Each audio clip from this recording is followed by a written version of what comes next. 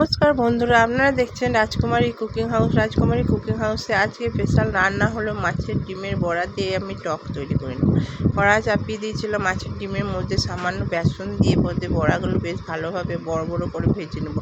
এই দেখুন, বড়াগুলো দেওয়া হয়ে গেছে, বেশ ভালোভাবে লাল লাল করে মাছের ডিমের বড়াগুলো ভেজে তুলে নেবো এবং একটা মাছের মাথা দেবো ওই টকের মধ্যে। মাছের মাথাটাও বেশ ভালোভাবে লাল লাল করে বেশ ভালোভাবে খড়া খড়া করে ভেজে তুলে নিতে হবে। তোলার পরে তেঁতুলের কাদায় দেখুন ভিজিয়ে রেখেছিলাম, তেঁতুলের ওই তেলেতেই আমি তেজপাতা, শুকনো লঙ্কা, ফোড়ন দিয়ে দেবো। তারপরে আমি তেঁতুলের কাঠটা দিয়ে দিলাম। দেওয়ার পরে যেই ফুটে আসবে, হলুদ এবং নুন পরিমাণ মতন ওই তেঁতুলের কাঠ জল ফুটে এলে দিয়ে দিতে হবে। দেওয়ার পরে দেখুন ফুটে এসছে, তারপরে আমি দিয়ে দেবো এরপরে ওই ভেজে রাখা মাছের চিনি দিয়ে দিলাম। চিনি মিষ্টি যেমন খাই, গুড় মিষ্টি দিয়ে দিতে হবে। তারপরে বড়াগুলো দিয়ে দিলাম। বড়াগুলো দিয়ে যেই ফুটে আসবে একটু, দেখুন ফুটতে আরম্ভ হয়ে গেছে টকটা, তখনই আমি দিয়ে দেবো মাছের মাথাটা ভেঙে দিয়ে দিলাম। ভাঙার পরে বেশ বড়া এবং মাছের মাথা ভেঙে মিশ্রণ হয়ে গেলো, তখন বেশ ভালোভাবে জলটা কমে আসবে। তখন ভেজে রাখা পাঁচফোড়ন এবং জিরে গুঁড়ো,